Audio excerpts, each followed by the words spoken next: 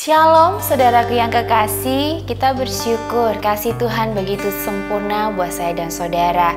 Hari ini saya percaya bahwa apapun yang kita lewati, apapun yang kita jalani, kita tidak akan pernah lepas dari pertolongan Tuhan. Asalkan saudara mau tetap percaya dan mengandalkan Tuhan. Diberkatilah orang yang mengandalkan Tuhan dan menaruh harapan hanya kepadanya.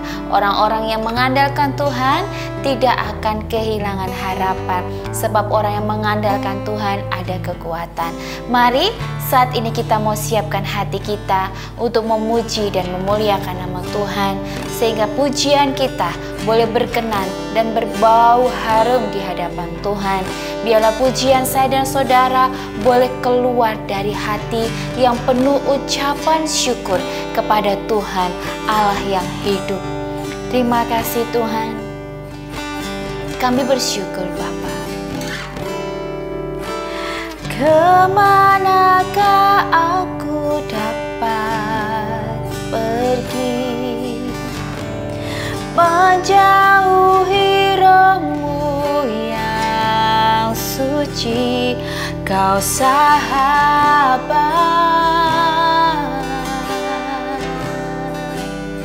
dan Kau dekat.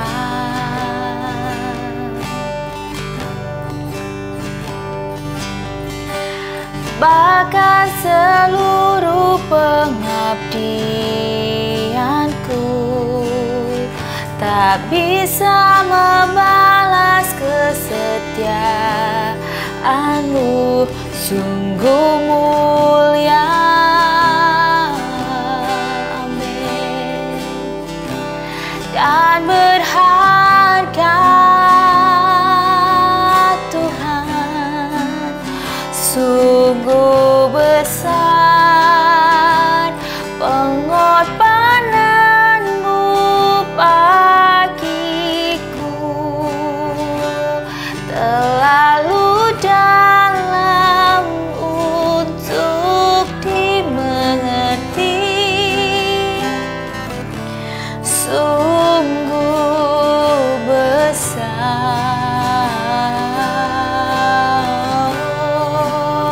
sungguh indah yang Kau pikirkan tentangku, tak terselami bagiku, sungguh indah, sungguh besar Tuhan, sungguh besar pengorbananmu bagiku,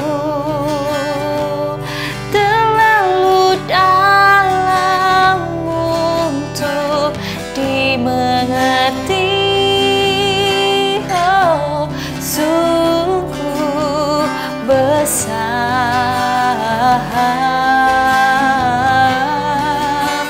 sungguh indah yang Kau pikirkan tentangku,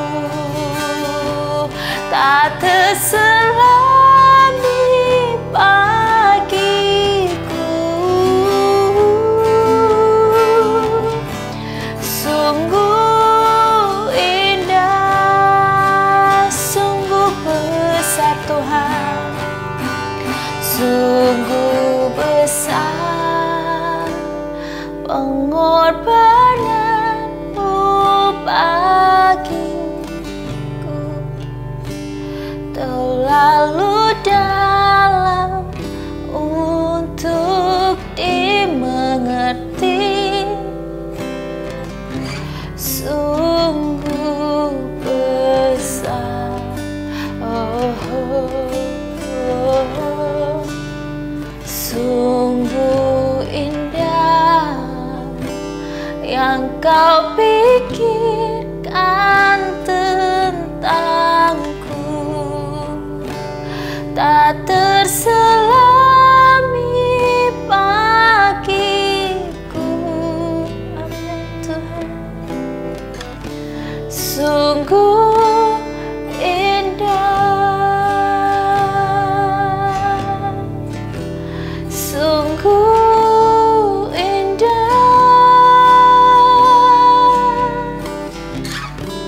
sungguh indah,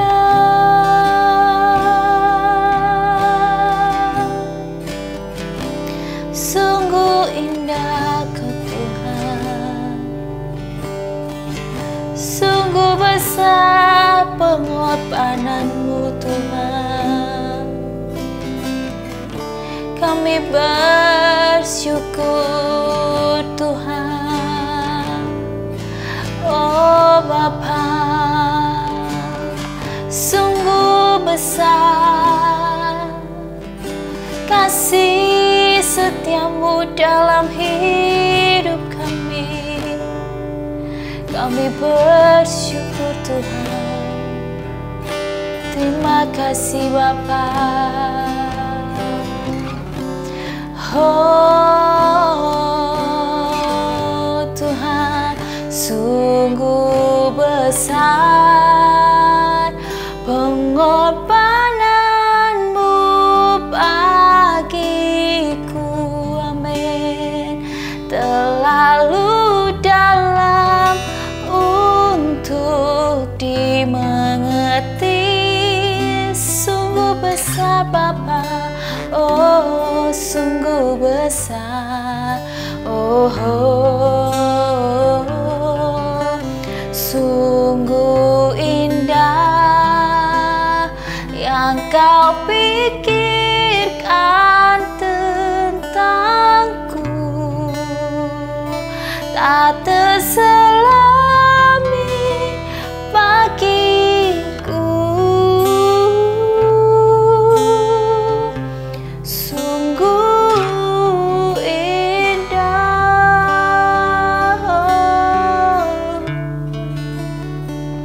sungguh indah Tuhan. Kami bersyukur ketika kami mengingat kebaikan-Mu. Kami merasakan sukacita. Sungguh indah, sungguh besar pengorbanan-Mu buat kami. Ajar kami untuk semakin cinta kepadamu, memberikan hidup kami semakin dekat kepadamu. Karena hanya dekat Allah saja kami tenang. Jiwa kami boleh berharap, jiwa kami boleh memuji dan memuliakan nama-Mu. Terima kasih ya Allah Roh Kudus. Bertata Tuhan, kami mau mendengarkan sabda firman-Mu. Urapi hamba-Mu, pakai hamba-Mu. Ketika hamba berkata, berpikir, memuliakan Bapa saja di surga. Dalam nama Tuhan Yesus, haleluya, amin. Shalom saudaraku yang kekasih, apa kabar? Kita bersyukur bahwa kasih Tuhan begitu besar, pengorbanannya sangat besar dan indah, tidak dapat diselami oleh manusia ya.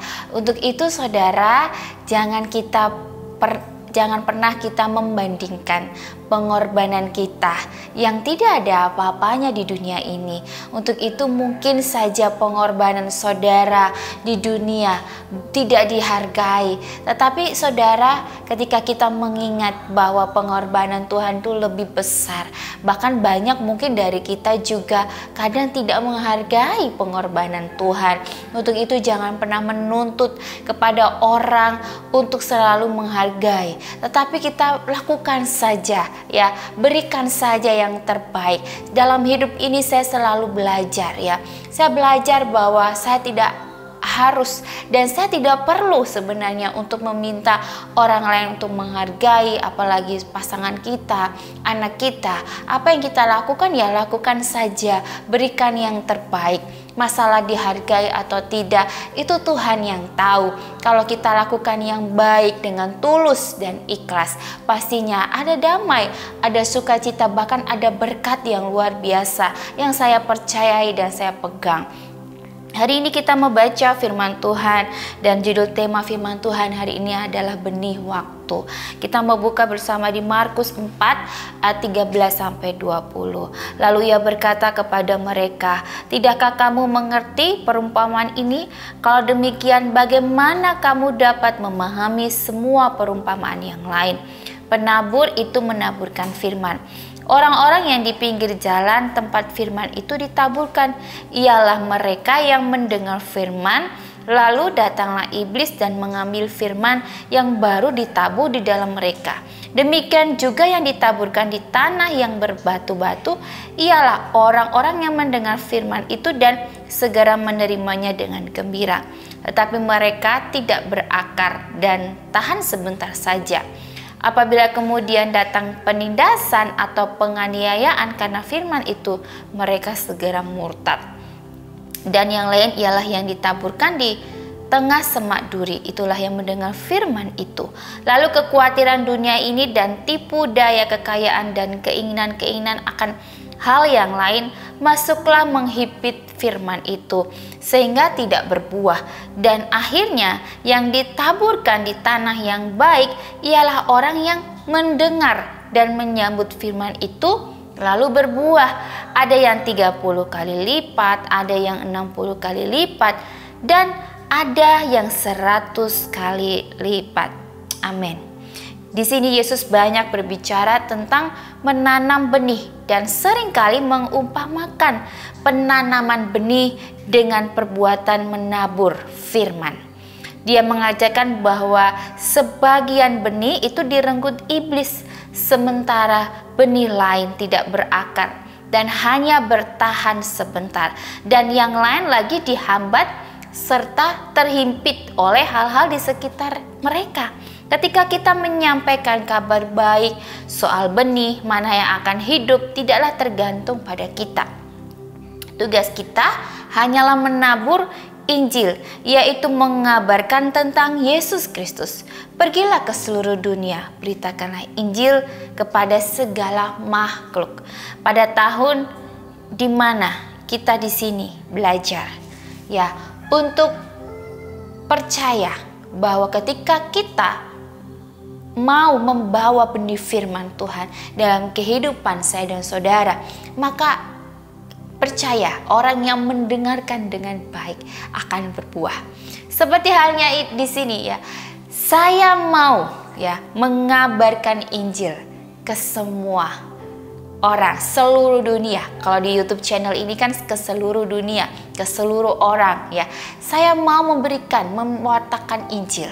Ya, untuk apa? Ya, untuk memuliakan Bapa di surga.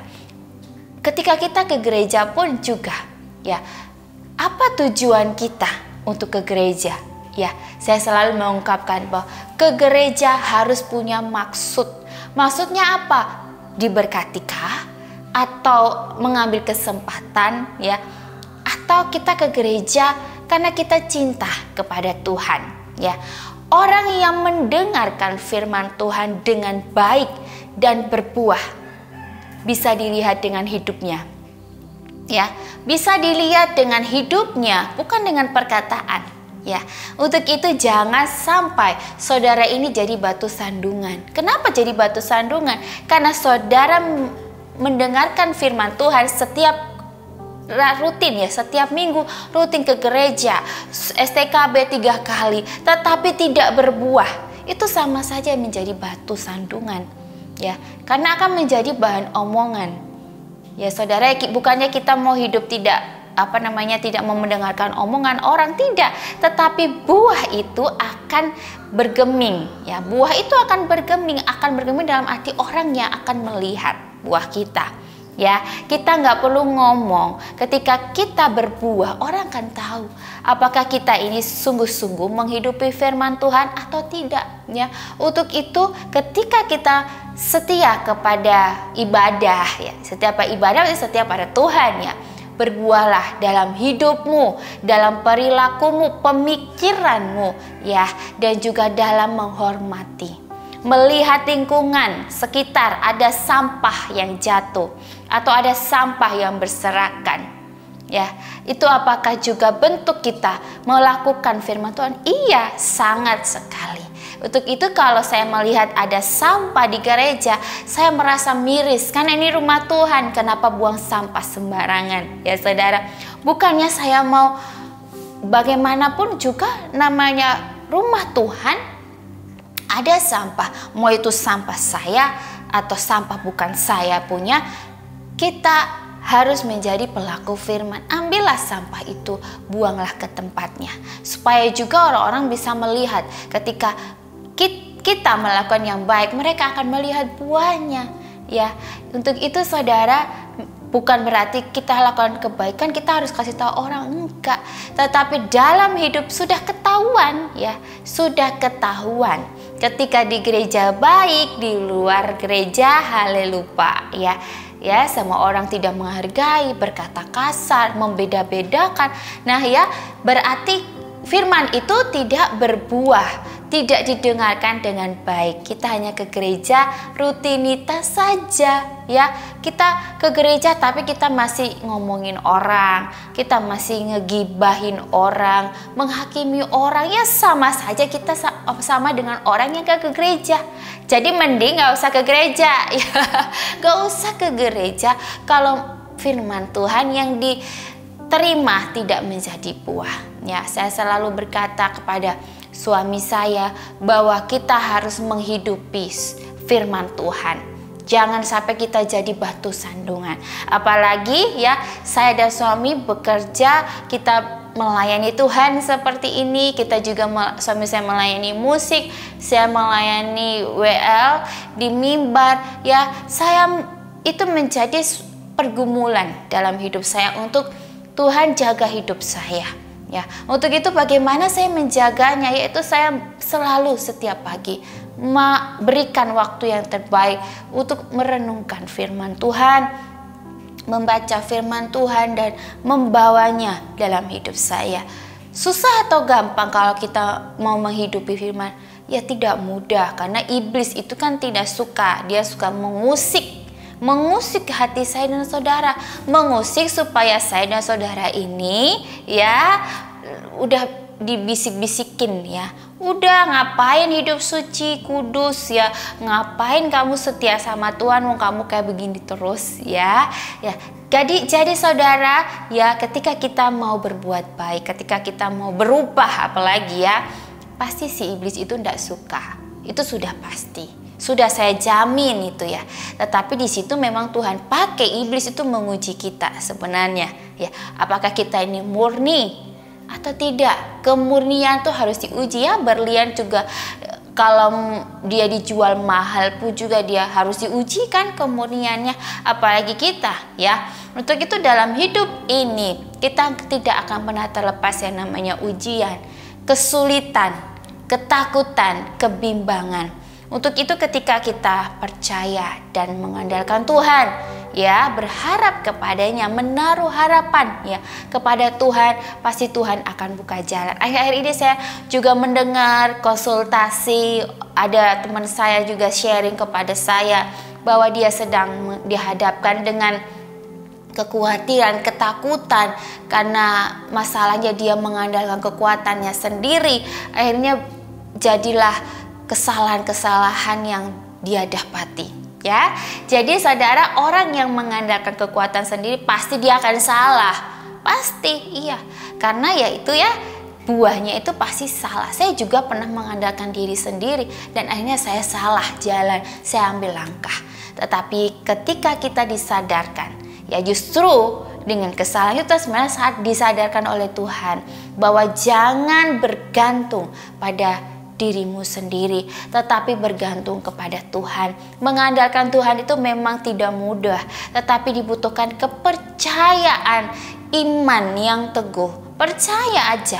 Orang kalau percaya itu ya, kalau kita naik pesawat atau naik Grab, kita percaya aja pada supirnya akan sampai kepada tujuan. Apalagi supir pilot kita nggak kenal.